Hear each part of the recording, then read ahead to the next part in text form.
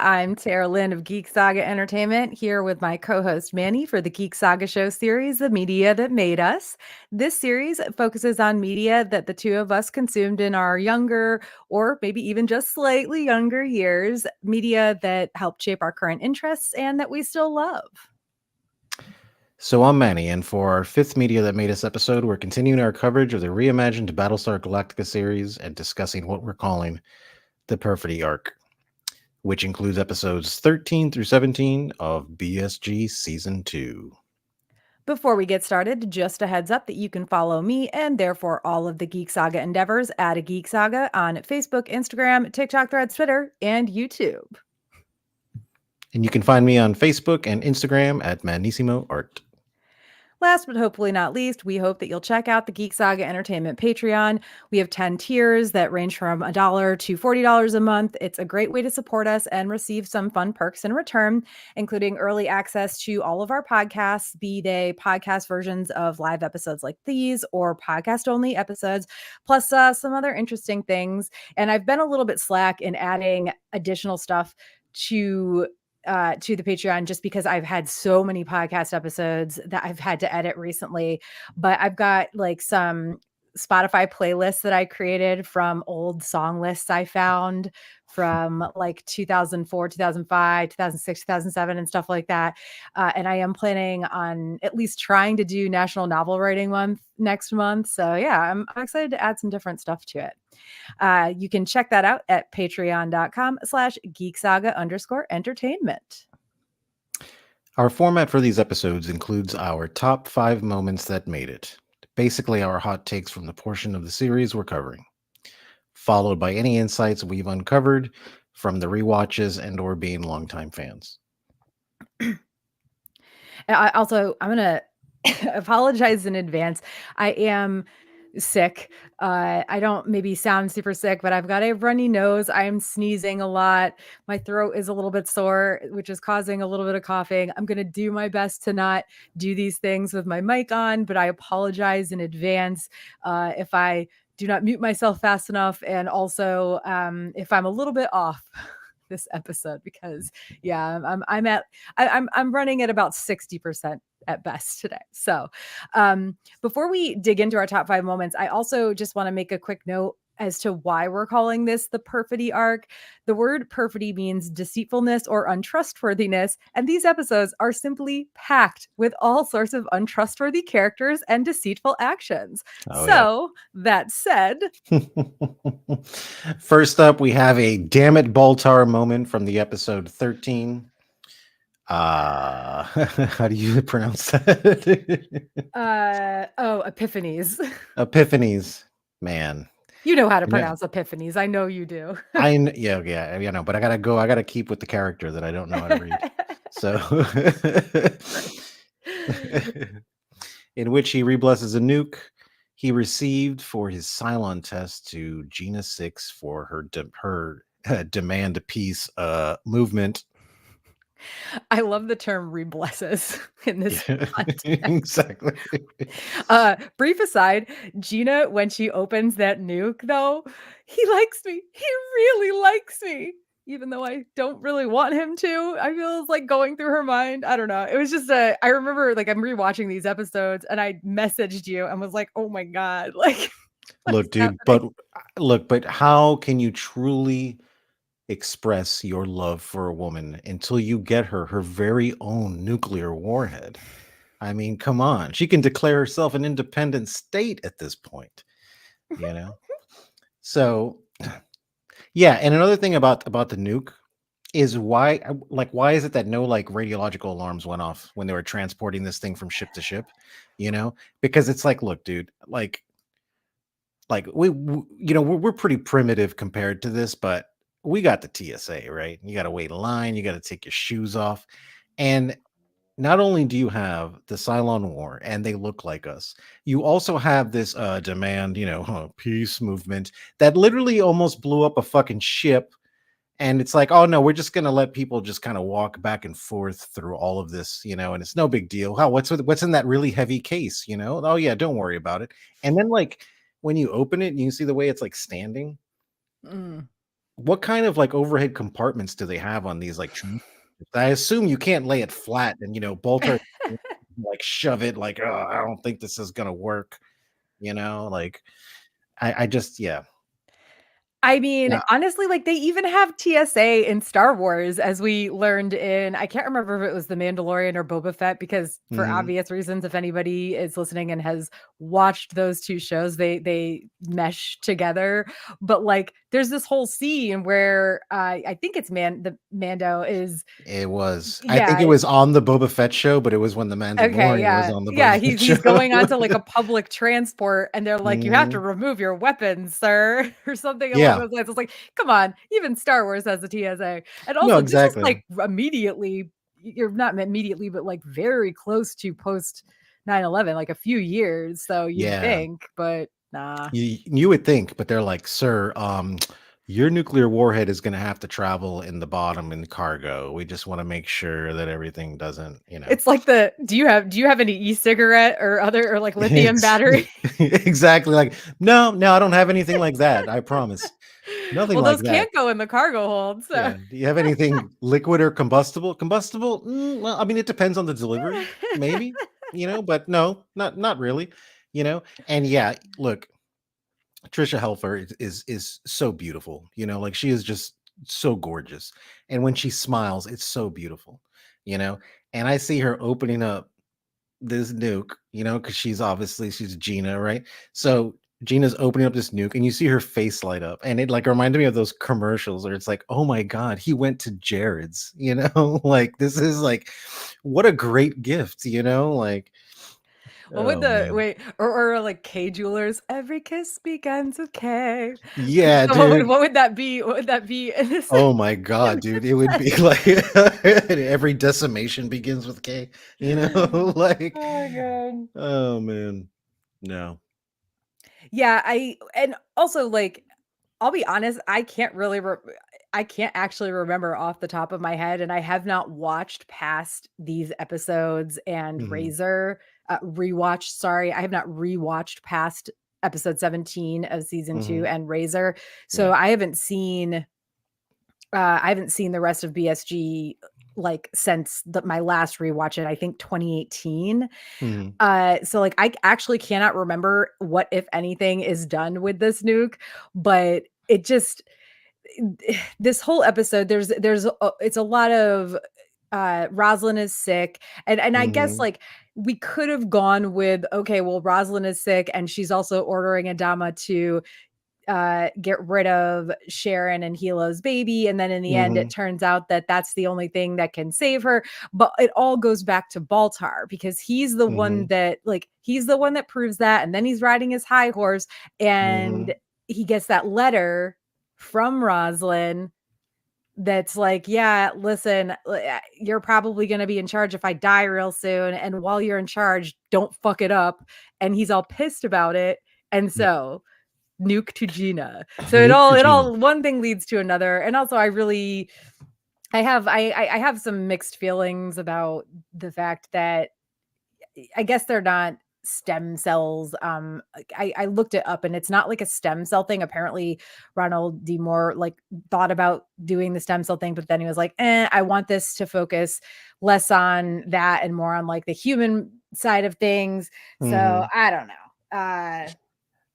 Yeah, it was weird. I will say this about the nuke though, this was probably like the best reveal of something until the end of the season, right? Like Battlestar always does like a good job on kind of like building up, and it kind of like, the way they kind of build things. And I feel like the first parts of these episodes were, let's just say, not as great as the other ones.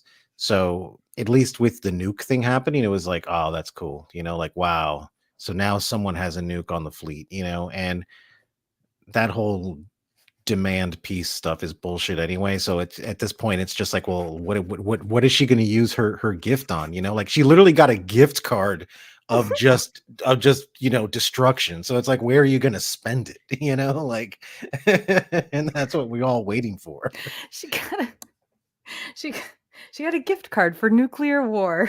Exactly. You get, yeah, here's your start a nuclear war card free. Like, here you go. Christ. All right. Well, let's go on to our second moment, which is best summed up as ding dong, the raider's dead. Which old raider? The scarred old raider. Ding dong, the scarred old raider is dead. I was trying to come up with something funny, and I don't know why. Like I had this immediate like ding dong, the raider is dead, and it doesn't really work like the actual Wicked Witch song does. But Yeah, that said, I went there. you went I there. couldn't come up with anything better, so there's that. I think we're gonna have to start making at least one mandatory song per podcast moving on, because I feel like we're kind of going there. Like eventually we're gonna have, like the media that made us or something, the musical, and we're just gonna do everything in musical form, and Well, I mean, the music also plays a very important part in this show, yes. particularly later on. But that said, this song has nothing to do with anything and doesn't even really work all that well. But whatever. Like I said, I went there. So anyway, this one is from episode 15, which is literally named Scar. And that is the name of the name that they have given the raider that they kill in this episode. I will say, like, Starbuck does deserve some, possibly / probably most of the flack that she catches in this episode. But Kat is kind of over the top at times, and especially so when at the end she can't just let sleeping dogs lie in the post-Scar kill party scene. At least Starbuck keeps her cool, and this leads to her toasting to all those who've gone before, because yes, she does remember all of their names, despite what she said to Apollo earlier in the episode about not remembering them. Yeah, it's, I don't know, like Starbuck does deserve some of the flack, but Kat just gets on my nerves. Maybe I'm alone in that, but I just No, the thing is that like I like Kat as a character. I always did. But in this episode, I was like, dude, shut the fuck up. Like I was so done with her shit yeah. at this point where I was like, man, don't you got some stems to take or something? Just go do something, like Yeah, and I this is kind of a random aside, but and maybe it doesn't really belong under here, but I also just want to say that I love Hilo and Starbucks friendship. And to be fair, he does kind of talk her through some of the things she's doing and feeling and why she's reacting to things the way she's reacting to them in this episode regarding Scar.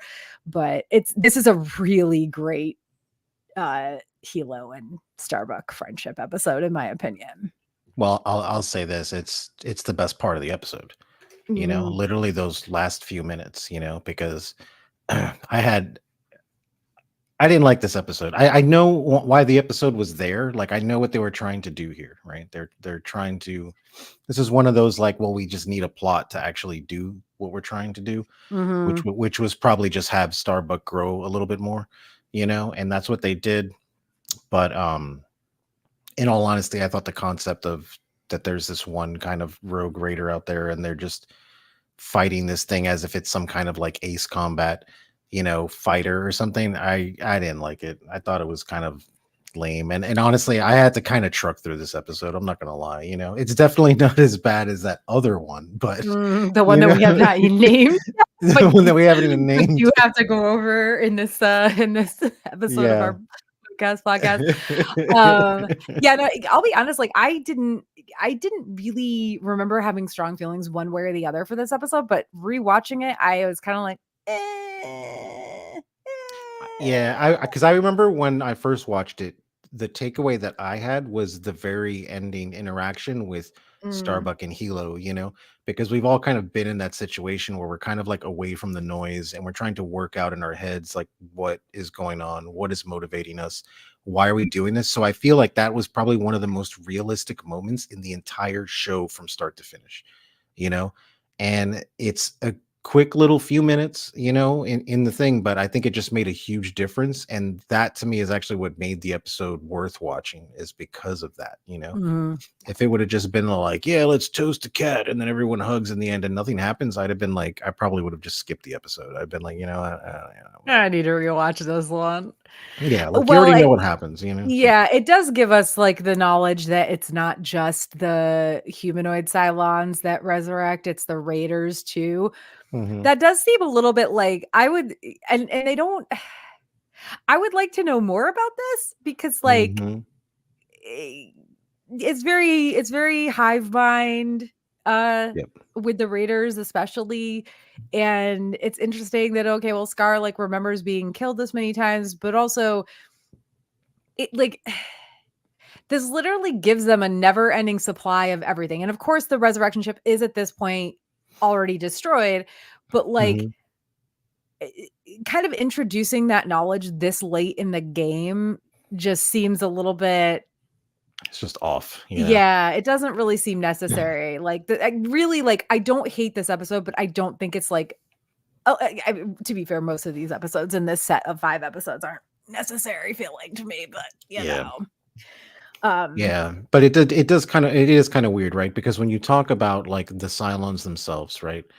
Uh, they resurrect and they go to the same body, and so they can keep doing what they're supposed to be doing. With the Raiders, it doesn't make sense for me to do that. If there's one Scar, then they should all be Scar, right? Because their purpose is to fly in formation. Their purpose is to attack. They're very it's a different species of Cylon. I'm not saying they're not alive, but it's just a different species. It's literally the difference between a person and like an animal, right? Or like a pack animal or something, right?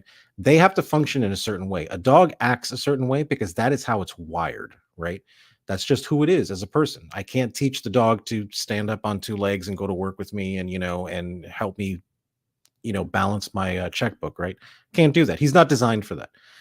So this concept, like you said, it is true that they just kind of did this way too late in the game. It's like, well, if there's one Scar, yeah, then all of them should be Scar. All of them should be this, because I would see them. They're like, it would be necessary for those ships and those things to have that hive mind, to where they all know it, right? Because now you're talking about one ship out of all those ships that has all of these tactics of how the humans fight, and these other ships don't have that. yeah. And you there's know no way to like spread that information either, it seems, exactly. because he's the only one that is this adept Hmm. and this Exactly. angry. Like the rest of them are just going about their jobs, man. Like, Yeah, I they're don't like, know. bro, they're like, I got a wife and baby raider to go home to. Like, why are you so mad, bro? Or Like, like that art installation where it's like you do the crank and it churns out a penny and like yep. it adds up to like 725. Like all the other raiders are just like pulling the crank, but this one Mhm. raider is like real angry about that minimum wage. Yep. He's just pissed. He's gone a little postal. I mean, and rightfully so, but like if they all resurrect, then why, like you said, even if they don't all have Scar's mind, why aren't they all like that? It's just so I guess Or he's the why wouldn't only one they? that's been around that many times. I don't know. It just feels. But it still wouldn't make sense to not share whatever information that he's getting from the battles and battles and battles that he's had, and share it with the rest of the raiders, because now they can Yeah. all be good as Scar instantaneously. Yeah. As opposed to like, sorry, you like newcomers, you guys are gonna have to earn your bones like the way the rest of us did, and keep dying until you get good. Like that doesn't make Doesn't any track. sense. Yeah. It doesn't track. Well, he's dead now. So goodbye, Scar. Again, I am glad that what happened in this episode, we got a really great moment with Starbuck, Hmm.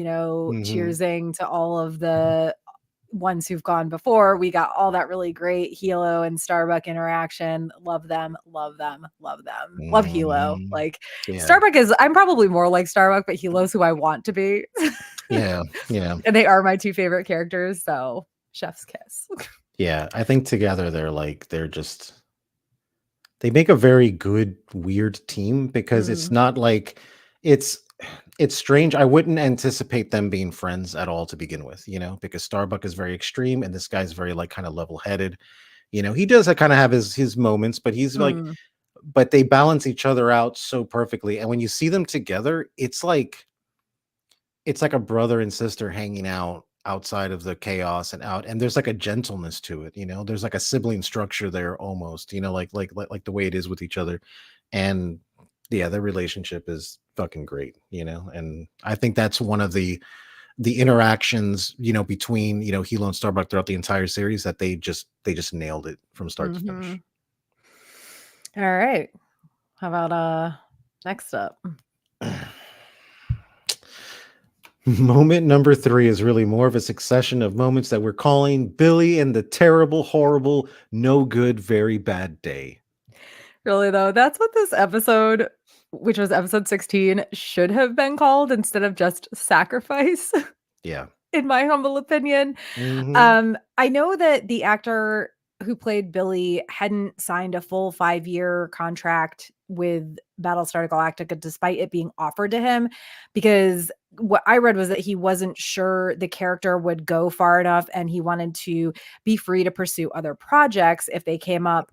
But the actor was surprised about the timing of when the showrunners called him in and said they were killing off the character. He hadn't expected it to be so soon.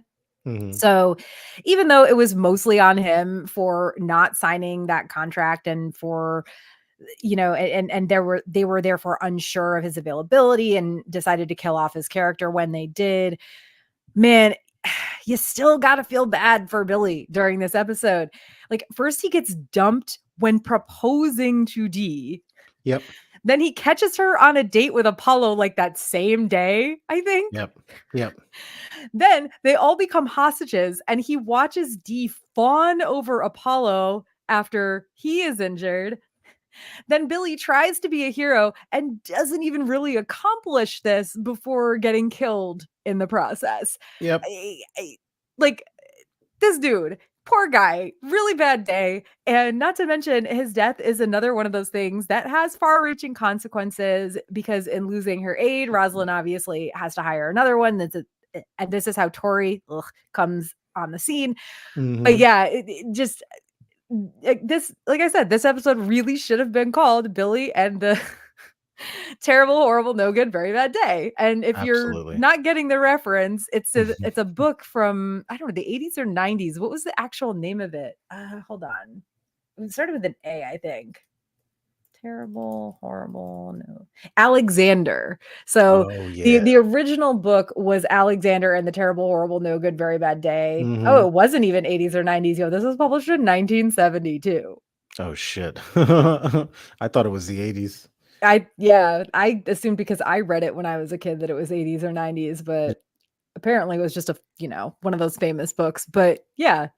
Anyway, poor Billy. I do like, some of this was based on the actor's choices, but I do feel bad for the character in this episode because wow, dude, it really couldn't have Honestly, gotten worse for you. yeah, look, I don't know how, like, media, like show business and all that stuff works. But if I was one of the writers, I'd been like, look, Billy is not used that much to begin with. If he wants to pursue something else, be like, hey, Billy, can we bring you back? Because look, when season 3 takes place, and in particular the end of season 2, it would have been great to have Billy there, because I would have loved to have seen how he interacts with the president. And then when they're on New Caprica, what would he have been doing when we have another president? Like stuff like that. You know what I'm saying? Would he be still part of that, or would he be still helping out Laura Rosalind? I think he would have still been helping out Laura Rosalind. So it would have been cool to like kind of see that. But no, the writers can't give us a break.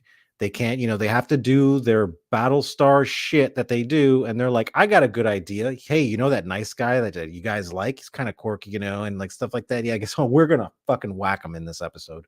He's done, man. We're just going to kill him. So honestly, it wasn't really surprising to me because, I mean, at this point, we have to imagine when we were watching Battlestar, it was like, all bets were off on anything. I mean, anything could have happened at this point. We didn't trust anything, or, we were just like, anyone can get killed at this point. Right. Yeah. So, and they set that up real early, in the show. So it wasn't, surprising, but it was certainly disappointing, and especially the way they kind of like, they kind of did him dirty with like D, and it was like, Yeah. look, we've all been there. I got dumped on my birthday one time taking a girl out to a fancy restaurant. Now, fortunately, I didn't find her with someone else that day.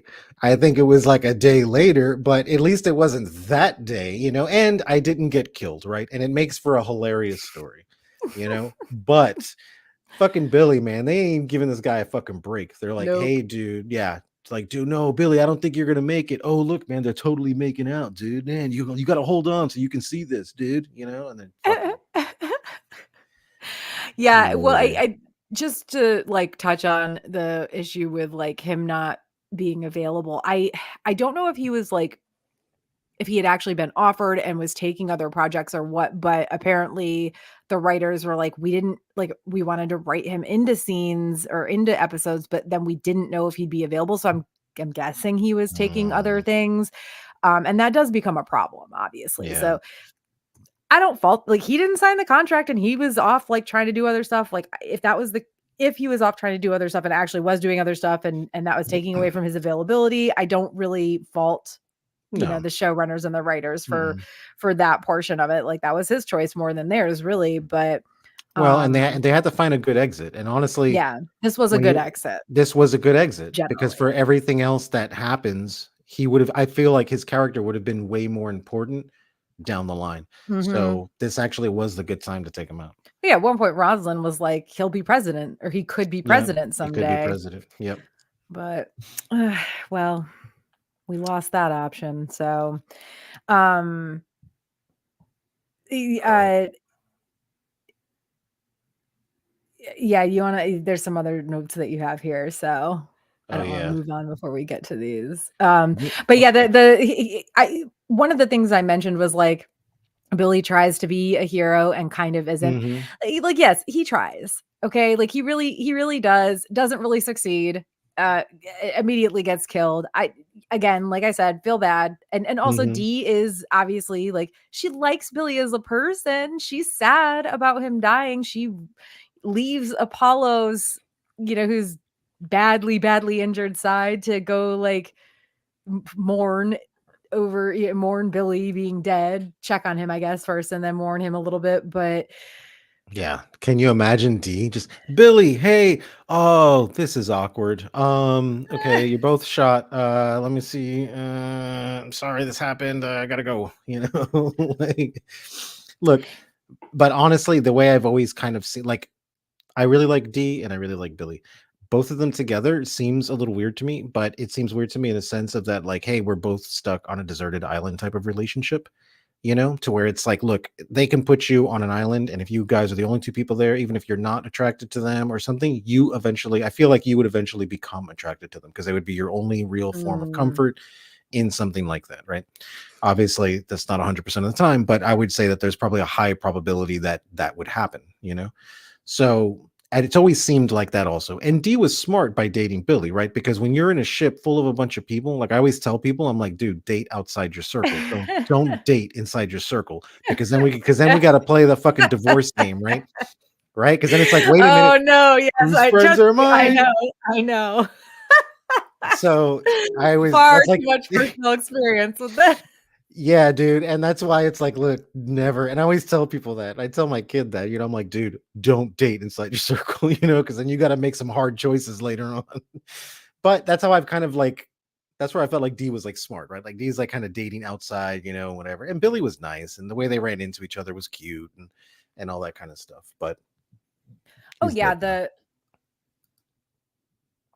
now. the start of their relationship, like it was they had a good meet cute where Billy like walks into the bathroom and D is just there because the bathrooms Mm-hmm. are co-ed on Galactica. Mm-hmm. And like or I guess they're not genderless bathrooms, not even Yeah. co-ed though. At this point in time, nobody in this show, nobody's identifying as they them as far as I know. So let's say co-ed.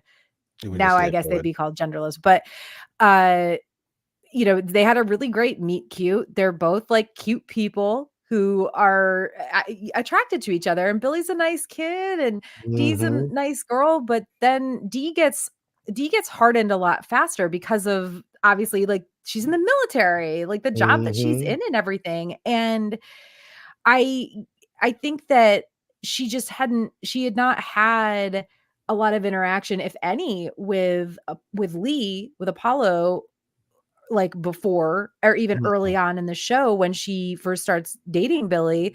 And Mhm. then as she gets to know Apollo, obviously, like her affection, she's like, no, this is the guy for me. I think the biggest, qualm I have with this is that she doesn't tell Billy sooner.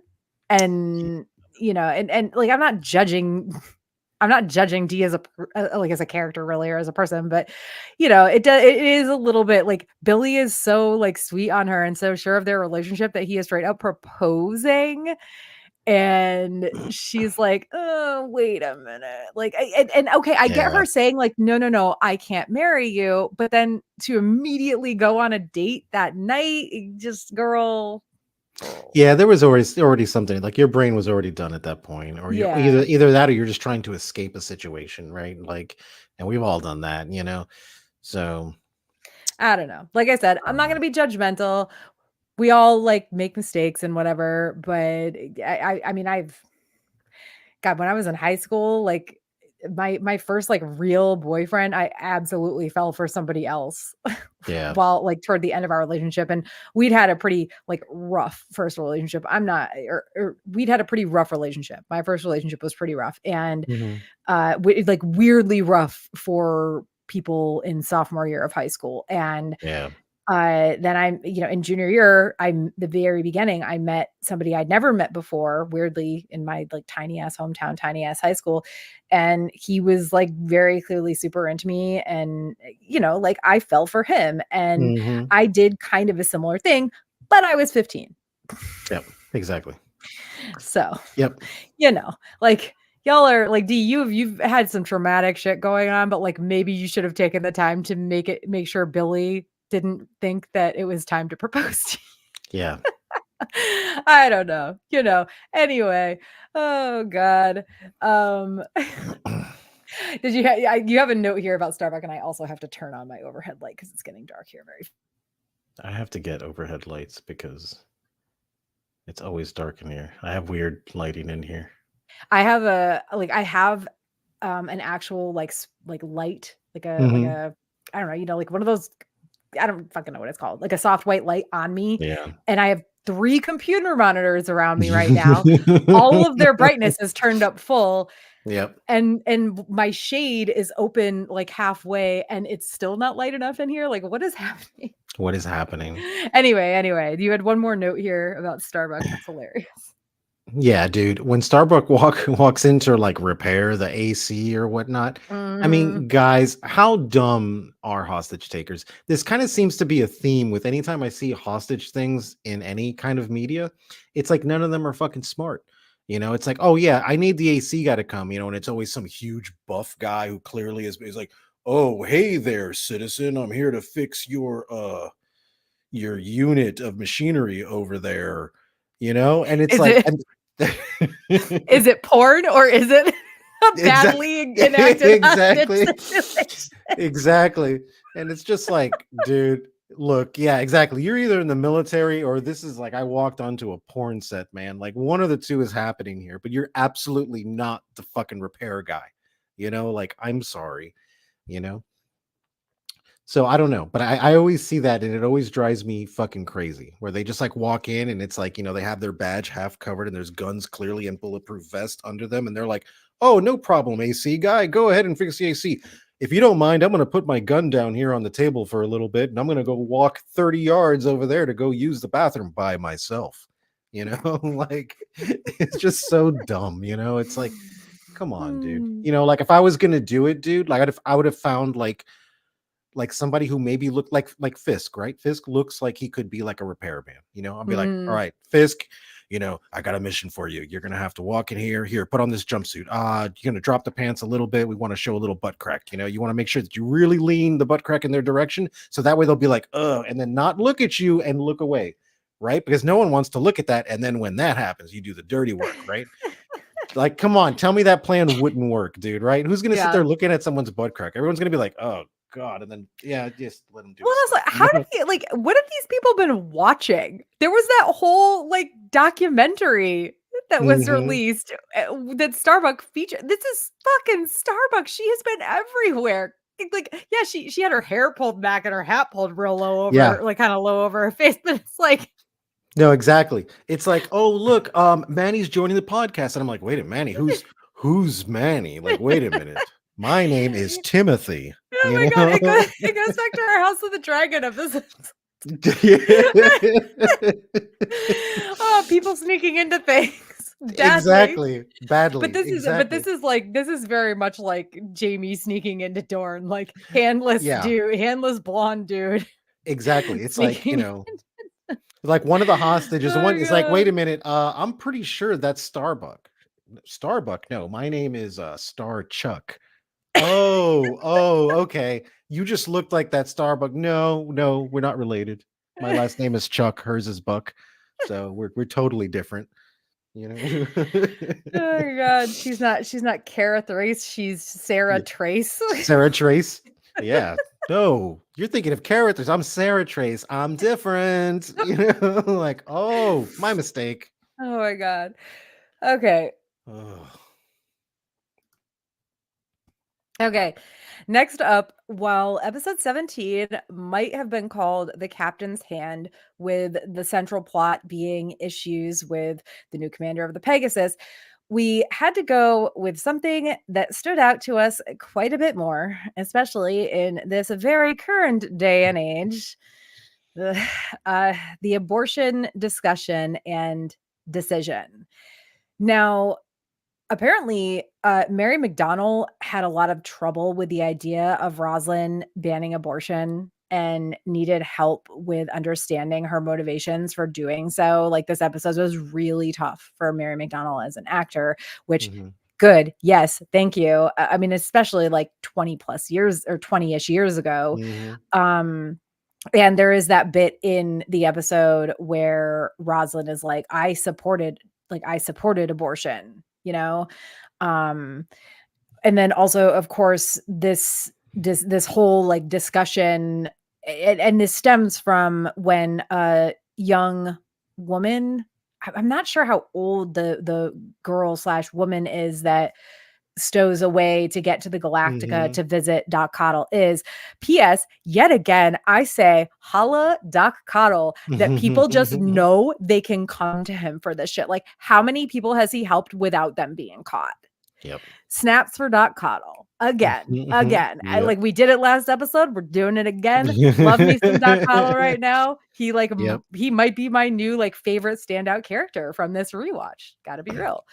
Yep. Um, Oh, but yeah. yeah, like this whole discussion and the decision that Rosalind makes, which is based on her needing to keep, is it the Geminis, right? The Geminis are the Mhm. ones that she needs to like keep their votes in Mhm. order to like win this next election or whatever. Uh, Rosalind, she, it, she announces that they're going to ban it and that anybody who seeks one or any medical practitioner who helps somebody have one is going to be, tried, whatever. Um, Mhm. but she, first of all, she does do it in such a way that it like she passes the law or announces that the law is passed, I guess, after the Yeah. girl has already sought that asylum and had the procedure. So, Mhm. like, I guess go Rosalind for that. In another Yeah. way, I'm, like, still angry with Yeah. Rosalind for making that decision, but also this is, like, we knew from Epiphanies that Baltar was pissed off about how Rosalind how her letter was worded to him about, "Oh, Mhm. like, you're very intelligent, but you don't care about people, and you need to be better if you're going to lead," and he was pissed off about that, which also, like, what the fuck? That letter was nice as shit, It was pretty considering, nice. like, Yeah. it was way nicer than it could or even probably should have been.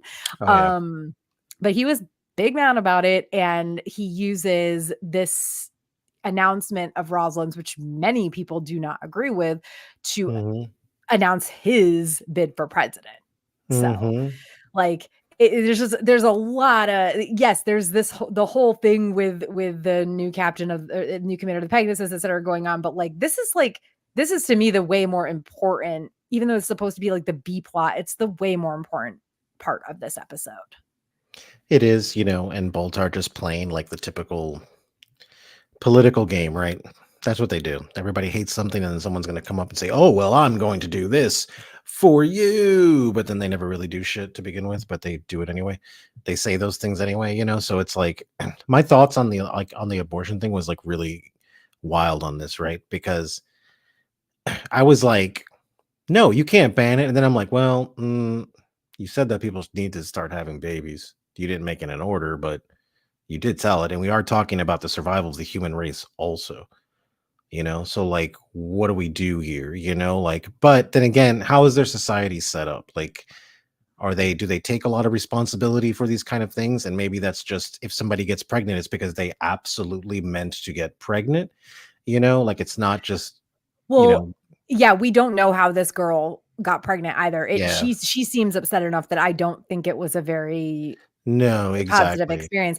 But even like that set aside, what I'm gonna say is this episode comes just what 2 episodes? No, 3, because 14 is Black Market and this is Mm-hmm. episode 17, right? Mm-hmm. So in Black Market, we have a young child who is extremely ill and getting Mm-hmm. sicker and can't get the medications that she needs. Mm-hmm. So like it's obviously, like, I don't think Roslyn, was ever, like, informed of that specific instance, but she also knew she was surely informed about the issues with the black market and the fact that they were hoarding medications and keeping it from people who needed it because they wanted more Mm-hmm. money, et cetera, et cetera, and it's like, it's literally was it I think it was the way things were back then too, but it's way more not like, so it's something that people know more about and are more it's something that people are more aware of now. Mm-hmm. Like, Yeah. so if I'm, in this situation, if I'm in this situation where I get pregnant, honestly, whether I want it or not, but I know that I am on the very lower rungs of, you know, making money. Like, my family doesn't have money. We don't have a way to get medicines that are Mm-hmm. already in like low stock, low availability, etc.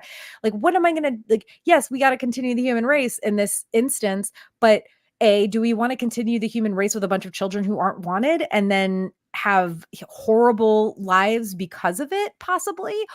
And or do we want to try to continue the human race, but have all these children being born who can't be properly taken care of because there aren't enough Mm-hmm. resources? So Mm-hmm. that's where I'm coming from. Like, sure, yes, have babies, continue the human race, but also maybe think twice about that, because they're not like, nothing good is happening. They're not in a position, the whole fleet is not in the position to create more medicine to the extent that it is needed, to create more food even at times to the extent that it is needed with the people that they have. So, Yeah. It and would and definitely and be much also, better. even beyond all that, fucking yes, right to choose, like, hands down. Yeah. I don't care what the situation is personally. Yeah, it just depends, like, when there's like, gosh, I don't know I don't know how to present any of this without it coming off, like, controversial or anything like that, right? Like, at all, right? Like, okay, just theory craft with me here for a minute. So, if when they do, like, a vaccination, right? And then they're just like, "Well, they have to do it because you get rid of this thing," or, like, when they did, like, the COVID one. Now, I don't think the COVID was mandated or anything, but let's just say hypothetically, it's mandated and stuff like that. And then there's people who are like, "Well, I don't want it because I don't trust it," But then, like, why is that okay? But then telling someone that they have to have the baby, like, is not okay. And I'm talking about it strictly in the sense of like Battlestar. So don't think of it as like real world shit, because there's way too many dynamics in the real world. But I'm just talking in the sense of like when you are in a fleet that is part of a military, right? You are in subjugation of that military, right? Because they're the ones who are calling the shots. They're the ones who are doing things. If they tell you that, hey guys, we can't feed 10,000 of you, 10,000 of you are going to get ditched on this planet, you don't have a say in that, right? They'll do a lottery or they'll do something, and you're at the mercy of somebody else, period. So there's no choice there. But in saying that, also, like, I absolutely agree that there's no resources, there's nothing like that, like, just put people like, and that's why I think this concept, I mean, I understand why they like introduced it into the story, right? Because it was like, okay, it makes sense, like, because we're supposed to be having babies, but then a girl wants like an abortion. Also, me personally, I'd be like, look, you probably need to not have any babies until you get to a planet that maybe there's food, and then maybe there's things you can make medicine with, and then you can do these kind of things. But then even when you get there, you're not going to have to ban it. When people get comfortable and they build homes and they're relaxed now, then they're just going to start setting up families naturally and just let them like do that. So the fact that it's here is just to strike a nerve, Oh it's yeah, not. it's all about religion and politics, Yeah, and it's just, yeah. the hand holding of those two in this Mhm. show specifically, but also I think it is meant to reflect the hand holding of religion and politics in our Yeah, country. absolutely. The thing is, like, 20-ish years ago, it was Mhm. kind of like a, yeah, this is a thing we all recognize, but with the overturning of Roe v. Wade so Mhm. recently, like, rewatching this now makes it Yeah. so much more anger inducing, Yeah. especially as, an AFAB person. Like, Yeah. especially as a person who still has all of my reproductive organs intact. Mhm. Like, Yeah. it, it's yeah, It's weird, right? Because it's like, hold on, I lost my thought now for a second. I think I had too many thoughts in my head at one time.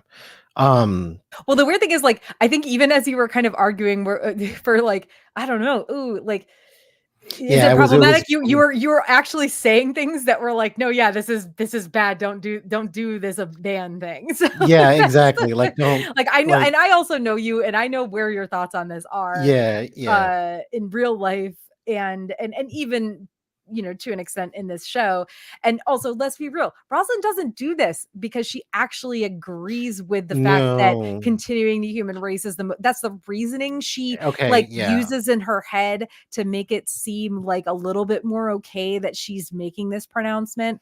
But she, as a person, character, whatever, does not agree with it, and is only doing it because, I mean, and she straight up says, like, I need to get reelected because who else is going to do this job? At that point, she thought Zarek was her only, Yeah. Yep. uh the only person up against her, and she's like, yeah, he's a terrorist, but also I still need to cement this. What if I lose, like, the entire Gemini's vote? Mhm. And then, again, But then that's, a lot of it is just to introduce the whole Baltar coming yeah, in. And that's really what it is. But even that within itself is a complete reflection, right? Like, of today, right? Because mhm. never once did the Gemini's people are saying anything like how they're going to deal with the resources that the babies are going to be taking up, right? Because in the end, and now this is my opinion, take it or leave it, but they care about the birth of the baby. They do not care about the welfare of the child. They care. Yep. Yeah, like, they're in the product of children being born. After that, bye, go fuck yourself. We don't care, right? If you're poor or if you're in that, that's because you made those decisions, right? Okay, well, I made those decisions, but you didn't let me make the decision of not having the baby now, right? And the fact that Rosalind does it for this vote, right, is exactly the fucking problem that we have on the political field, and we've had on the political field for decades now, right? Is that we keep getting people on here that are, they say things, on one side of their mouth, and the other side of their mouth they're doing, completely different and saying something else because they need to get votes because it's better for them to be on there than anybody else, and that's a fucking problem. So yes, out of all of the Battlestar episodes, this segment literally is the most, like, true to form of what's going on right now today.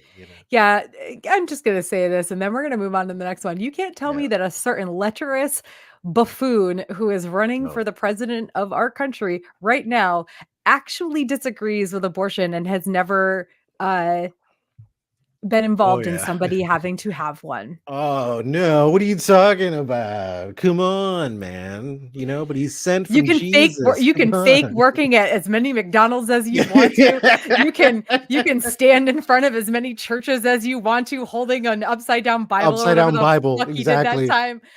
I don't Exactly. believe a word that's coming out of your mouth, you lying ass buffoon. And on that note, let's move on to Exactly. the next thing, please. Yeah. We need to move on Yeah. because we're gonna get flagged after this. Yeah. Okay. We'll go from like hundreds of views of these episodes to this Yeah. one is like, you have 10 views. And it's like, Like, why is that? that's Oh, interesting. listen, I didn't name names. Yeah. Whoopsie. Oh Oh my man. God. Okay. Okay. Anyway. Yeah, let's continue. So, um, the final top moment for this set of episodes, of course, is Apollo being promoted to commander of Pegasus. Of course. Yeah. I I will say one thing. Adama saying that Garner was his decision and that Garner's failures are therefore Adama's responsibility, and then Adama giving the command to his Mhm. son. Like, I'm not saying he made a bad choice here. I'm not at all. But now it's your son. And Well, it's that Adama keeps putting people in positions that honestly, like I have to question his judgment. Because didn't we have that other guy who was the guy who was going to be the new CAG or whatever? Remember what season was that? Did that happen here? Was that season 1? I think it was. no, yeah, that was earlier this season, during Yeah. like the whole mutiny Arc. storyline. Yeah. So yeah, they had this guy, and Adama's like, no, I think he's good, and everyone's like, no, this guy sucks. Like Well, he I think keeps he was green, but he was he, loyal. he was loyal, exactly. So and then he puts this other guy there, and it's kind of like, okay, And that was another thing I really didn't like about that episode that we're not talking about is that they got rid of Fisk, because Fisk was one of those characters Mhm. that I was like, And he died in such a dumbass way. in Ugh. such a dumbass way, but I felt like his character had more to go. You know what I'm saying? Because it's, he was weird because he was like, I don't know, he just reminded me of like the friend's dad, right? Everyone's got a friend's dad that's like that it's like you respect because you're like, oh shit, whatever. And you can kind of see like, I don't know, like who he is as a person, and you can tell that he's been thrusted in there. He's not someone that wanted to be there or anything like that. Like literally, he comes off like a cable repair guy who just happens to be like the commander of the fucking Pegasus now for the short amount of time that he was. With the short amount of time that everyone becomes the captain of the Pegasus, why would you put your kid in there? I'd be like, my kid was like, Dad, I want to run the ship. I'm like, bro, I just put 4 people in there and they were dead within 1 season. God, I I can't do that. really hate to make a reference to that book and movie series that I don't care to talk about anymore, but Mhm. it's the Defense Against the Dark Arts position. Yeah. Like, Yeah. this is not me fan personing over that series at all. That's just like unfortunately the first the first comparison that comes to mind. Um and yeah, I and also it seems so fucking weird. Like, yeah, Fisk wasn't like a perfect person, but like for him to go from like, He was a relatable person. yeah, That's what I from liked about that him. to like being an actual seriously problematic person who's like kind of in the top echelons of this black market issue Yeah, is that like, did him come wrong. on. And then he just gets, is it garroted? How do you say that? I've only ever Oh, read it. I've only ever I read that don't word. know, man. Eroded? Garroted? Yeah, there is a technical term for it. We just call them pianoed or they got wired. That's what we Yeah. call them. So, I don't know what But they actually yeah, call us. yeah, it's that all of that said, let's be real. Apollo was kind of the only choice. He's been CAG of Galactica for so long. He really is like, until we learn about Shaw and Razor, Shaw, who Mhm. was not present at all in the Pegasus episodes before Nope. this, was Nope. like retconned into the whole story. We'll get into that soon, not in this episode, but soon. Yeah. Until we learn about Shaw, like Fisk was the best choice, and after Fisk, Garner, I guess, was like, he, I don't think he was a good choice. I don't really know what the fuck happened there, but in the end, yes, Apollo is Yeah. the kind of best and maybe only choice for this role. And I'm not even like, I'm not talking shit about it. It's just more like, Adama, dude, like, what if your son fucks up? And now you're gonna have to be like, not only are his like failures as a leader my responsibility, his failures, like, it's Fails as a everything. father. Yep. Oh, He's just a anyway, failure. but And going on that, I'm just gonna yeah. say, gentlemen, to oligarchy. Right? Like, I get Baby Adama, he's the best suited person. And if it wasn't a survival situation, I would never have put him on that ship because the optics look fucking bad. Okay, period. They look fucking bad. But you have to do what you have to do to survive, right? Right? Or no, right? So we have to put him on here now, right? So this is where everything gets weird now, right? Because it's like, no, I don't know. Okay, I'm not going to go back there. Let's just keep going. But so now what you have is you have the entire fleet that is pretty much ran by three people. Let's face facts, right? It's Rosalind and the two Adamas and their family, right? So from the way that I see it, even though that And Adama, Rosalind and Adama are, a thing. a thing. Now let's just say that that's not known, right? Because I assume that's probably not completely known, but they did dance in public together and all that kind of stuff. So I don't know. People are going to suspect that to begin with. So now what people are looking at, they're like, we have a president, and then we have a military leader that has influence over the president, and he just assigned his son to literally the highest role in the fleet next to him. Do you know where else you see those kind of things? I mean, because we just had a war for like a decade overseas for something like that, and it's like it's just bad optics. Now I understand that he is the best choice for it. Now I know Adama, so I'm like, I'm going to trust his opinion. I know what he's doing. However, for the normal people, we just had a weird little uprising of peace with these people right over there that they wanted to demand peace. Like, this is just fuel to that fire is what it is, but he had to do what he had to do, I guess. Yeah. Yeah. I mean, and I'm not like, again, it was what other choice does he have? Not Starbuck, for Christ's sake. And like, No. I like Hilo could be a really great leader, but obviously he can't be put in that position because of the whole, Hmm. relationship with a Yep. Cylon thing. Yep. So, Mm-mm. and that said, also, I don't think Hilo would want that sort of. No, I don't think so. I wouldn't think so. He's clearly the only person. Like, they introduced a lot of people in the show, but they killed a lot of them off. So there really wasn't anyone left to put there. And it was like, hey, Apollo, like, if they'd offered me, like if my dad said, Manny, I want you to command the Pegasus, I'd be like, fuck no, that ship is cursed. I said, you see how many people die on that ship all the time? And then this guy just died and the other guy died, and then you got this guy with the piano wire neck, like, I'm like, no, dude, forget about it. Okay, Apollo just ends up like not going to New Caprica and getting, gaining some weight and being unhappy. Exactly. And okay. That's the way he can Apollo, and that's it, Do you have anything else about that, or should we move on No, to let's okay. move on. All Yeah. right. All right. Now we're going to talk about some insights that we've gleaned from being longtime fans. As I mentioned in previous episodes about BSG, while we're covering this show, I'm going to refer to any Easter eggs or bloopers that I mention as Dean sites because my partner Dean knows far more about this series than I ever could and won't stop pointing things out to me, which means I've long ago lost track of what I knew before I knew him. All that said, I only have a couple for this one. Even Ronald D. Moore and David, is it Ike? EICK? I have no, Yeah. Ike. I I'm think going to it's pronounce it Ike. Did not like Black Market. So like they had high hopes for it and neither one of them thought it turned out good. So there's that at least. Also, Katie Sackhoff, who plays Starbuck, did not think it was believable that Kat became Top Gun. She thought that maybe someone we hadn't seen before, like from the Pegasus or whatever, would make more sense. But the show creators / writers wanted it to be someone we knew. And I got to be honest, I agree. I agree with Katie Sackhoff. It seemed really like I'm not like Kat's been a pilot for a little while, but she's still pretty new. And Starbuck is supposed to be the biggest hotshot in the fleet, the best pilot.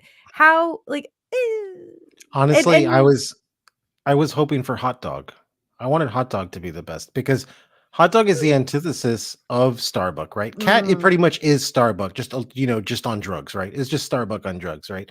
So, but well, like, to be fair, Starbuck does drink a lot. So well, yeah, but it's like pick your poison, yeah, but ladies. nobody's getting her. She's not drinking and flying, right? She just drinks when she's off, She's The other, hungover flying though.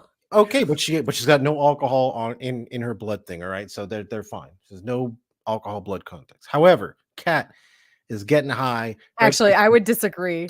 The amount Starbuck drinks, particularly like the amount they kind of show her drinking in the Scar episode. Yeah, she I don't. probably did. I think she does have a little bit of a BA. It might not be a 0.08 or above, but She's still a little tips. She's a little tipsy, yeah, still yeah. going in there. You've had one of those. Yeah, You've had one of those nights where you yeah, drank way too much, stayed up way too late, and woke up like 5 hours later, like, oh, I feel fine. Why do I feel fine? Oh shit. yep, exactly. Because I'm still drunk. 2 or 3 hours later, oh God, life is ending as we know it. I'm crawling across the floor.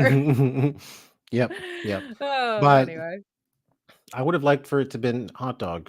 Was it because Hot Dog was the one who broke formation when they were training, right? Like when they were like, "Hey," or she was sending the kids home because the ship came out, and he turned around and actually helped her, And I was like, "Oh shit, okay, so he's breaking the rules like Starbuck would," but there was something more level-headed about him, that I was like, I really wish that it would have been fucking him, because I loved his attitude with everything, that he wasn't like over the top about anything. I loved the fuck. One of my favorite things was them is in season 3, and they're gonna do that crazy launch with the Galactica coming out of the sky, and he's just like, "Well, this is gonna be interesting," and that's all he said, and just like, not like, "Oh shit, how are we gonna handle this?" He's just like, "Well, we'll see how this goes. Let's check it out," like. But he was really good, fucking behind the fucking stick or whatever. So I don't know. I was hoping that it Yeah, I would mean, be. I think that the whole point of it was like Starbuck and Cat have been going at each other, Yeah, like yeah. oh God, literal cat fight. I hate it. Oh my God, I hate it. Anyway, okay. Let's get into our personal insights. As we did last week, let's go 1-to-1. I will start. So I know I'm not alone in disliking Black Market. We literally like did not have a single top 5 moment from it. We had 5 episodes, but no top Mhm. 5 moments from Black Market. But we did actually almost have a top 5 moment from it, that being Apollo actually shooting the Black Market leader. Like, Yeah. the guy's like, "You're not like me. You're not gonna shoot me." And Apollo's just like, "Blam." Yep. Like, Yep. it's pretty straightforward. I agree. I don't think it should have been a top 5 moment. It was one of those, like, it was on my list just in case. And then we Yeah, man. were thankfully able to come up with 2 from episode 17 because my God. Yeah, But that yeah. episode, man. And actually, I'm gonna go into my next one just because I only have 2, weirdly enough. And Mhm. my next one does actually it's the same episode. So Mhm. upon rewatch, again, while I still do not like the Black Market episode at all, I think it more like my dislike of it stems more from the weird side plot of Apollo's relationship with the sex worker, and that he was trying to apparently fill some hole from his lost fiance who wanted Mhm. a baby when he didn't, compounded by the fact that the Black Market isn't totally done away with in the end. Like, how Nope. could it really? But like, they never mention it again. The whole episode is just awkward. It makes no It's sense. weird. Like, where did this fiance come from? We've never Never heard heard of it. about this fiance before. And not only did he have a fiance, but like there was this whole drama where she wanted a Mhm. baby and he didn't want to have kids or whatever. And now he's awkwardly, and I'll be honest, like I feel him with what's that Mhm. little girl's name? Paya, Yeah. I think. Like he tries to give her this hideous doll and she's like, Yeah. and the mom is like, "Oh no, it's like it's okay. She's just, like she's not sure how to react." I'm like, I would react the same way to that ugly ass doll. Yeah, exactly, exactly. But also, like, I feel that because until I had nieces and nephews and like learned a bit better how to like interact with children, I felt Mhm. like that's how children were around me. Like, Yeah. "Ugh, get away from me, weird person." Like, we can tell you don't actually, like, want to be our friend or something. I don't know, but yeah, this is just a And, you know, and correct me if I'm wrong, but I feel like this is the only episode you can pull out of Battlestar and never rewatch or show someone who's watching the show for the Yep, first time. 'Cause yep. the fiancé thing was never mentioned, nor was never mentioned again. Mhm. Anything about it, I guess, you know what? I guess Fisk, because Fisk dies. That would be the only thing that they would have to know. Yep, but That's it. this could have died in 100 different, like, 100 other different ways. Yeah, and the So, writers would have killed him, in yeah. yeah, like yeah. Anyway, okay, your insights. Okay, so the representative that came to the ship for the, quote, unquote, "peace movement," okay? I'm just gonna say this, like, he had a very punchable face, He did, and though. I'm somebody who's like, "Oh, yeah, we gotta sit down and, like, talk," but when you get with people that are this self-righteous, and there was just something about him that just pissed me the fuck off, dude, and it's like, "Look, dude, aside from their fucking stupid ass, you know, that, oh, we just want peace with the Cylons. Like the Cylons didn't start all of this to begin with. And it wasn't like just some kind of skirmish, like, oh, me and my neighbors have been fighting for a few months and we have military people on both. No, they went in for complete genocide, is what they did. They tried to literally wipe them off of the planet. And then it's like, oh no, wait, we should sit down and like talk to him, you know? And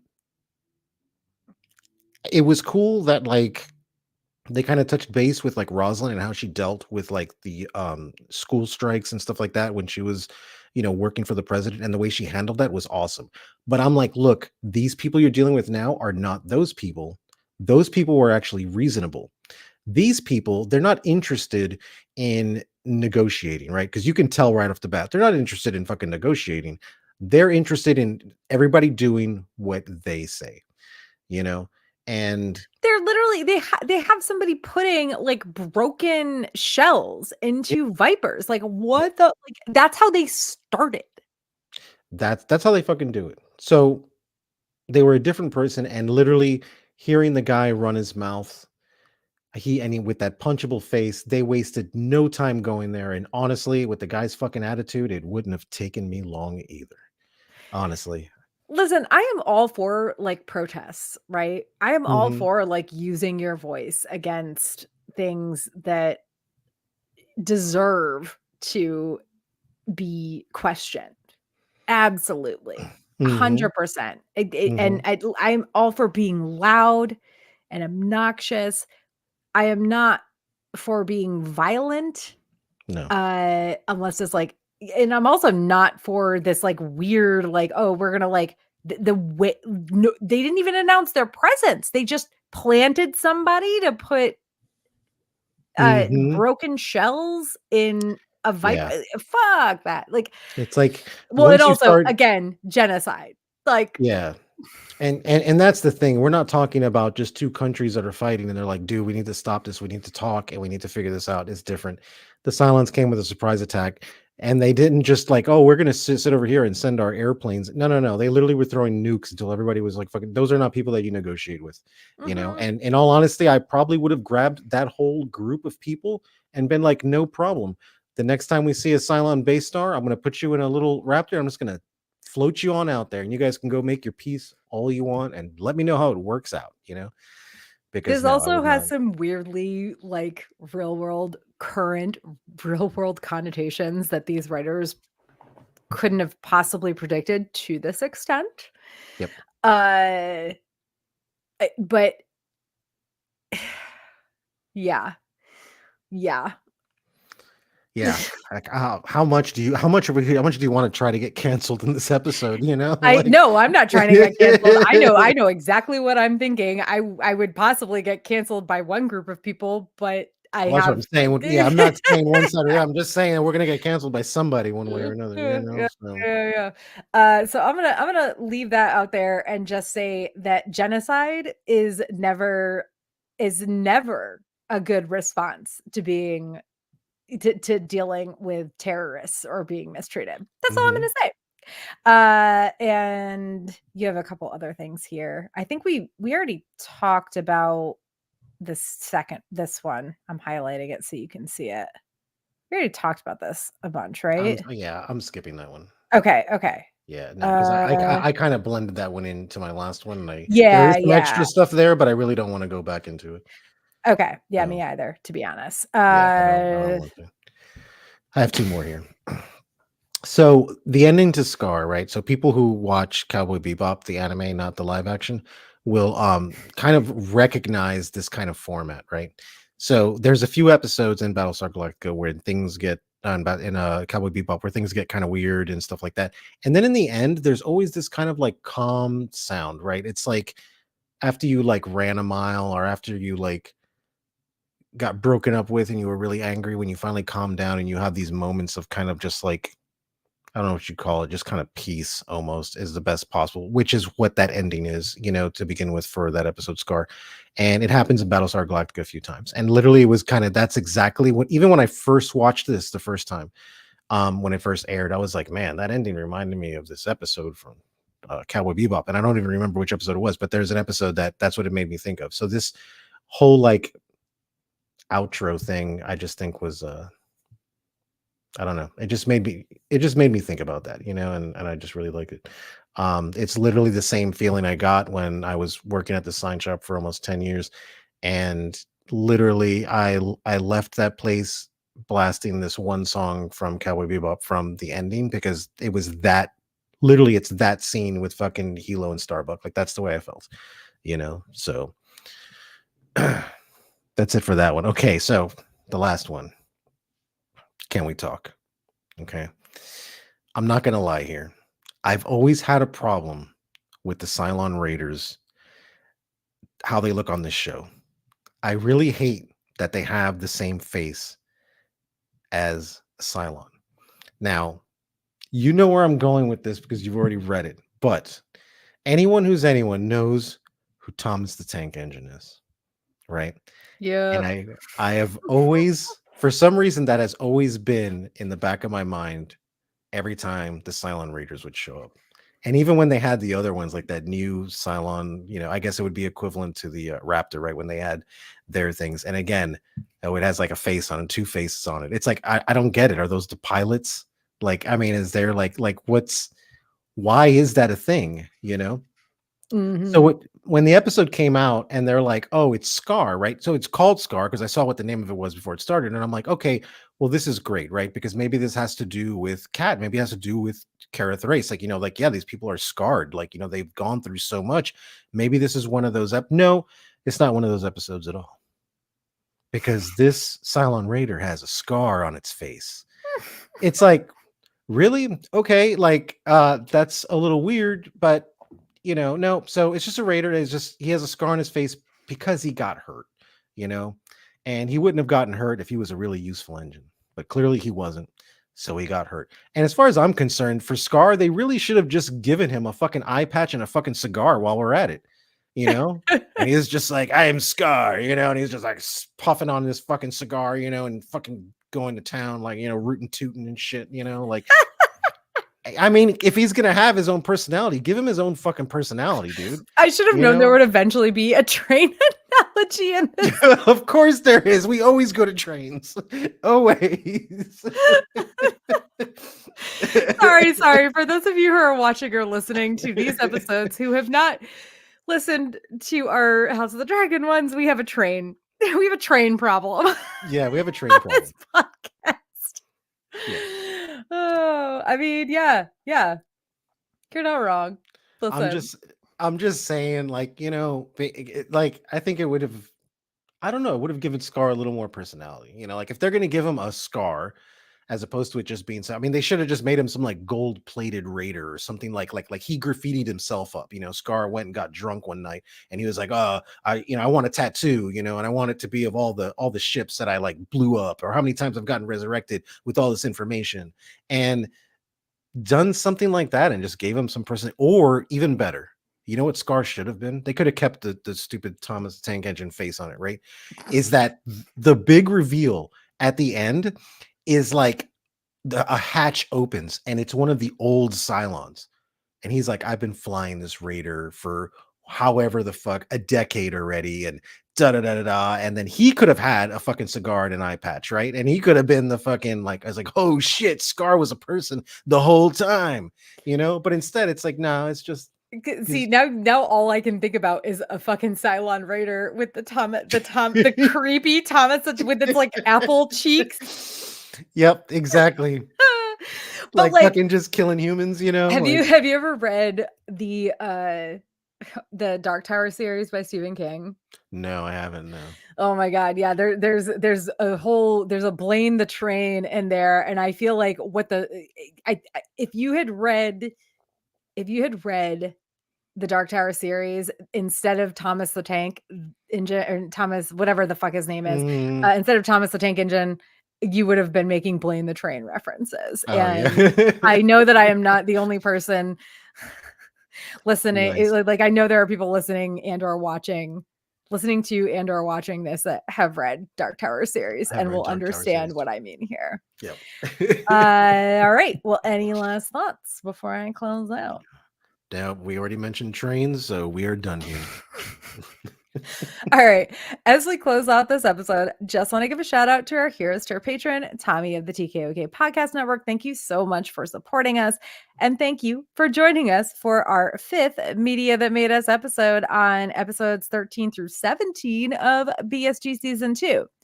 Our next episode is going to cover the TV movie Razor all on its own. While this episode will be pre-recorded due to the fact that I will be traveling the first week of November, that recording will go public at our usual day and time, that being Wednesday, November 6th at 8 p.m. Eastern. So keep an eye out for that. And as always, for the most current news and updates about this series, be sure to follow at a Geek Saga at a Geek Saga on Facebook, Instagram, TikTok, Threads, Twitter, and YouTube. But also please consider backing our Patreon at patreon.com/geeksaga_entertainment. And the Razor episode is going to be on Patreon, probably, I would say, a couple days early at the very least. So yeah, definitely check that out. And if you've been watching us live, thank you for dealing with our drama and my sickness. Have a good night, guys. Bye. Bye.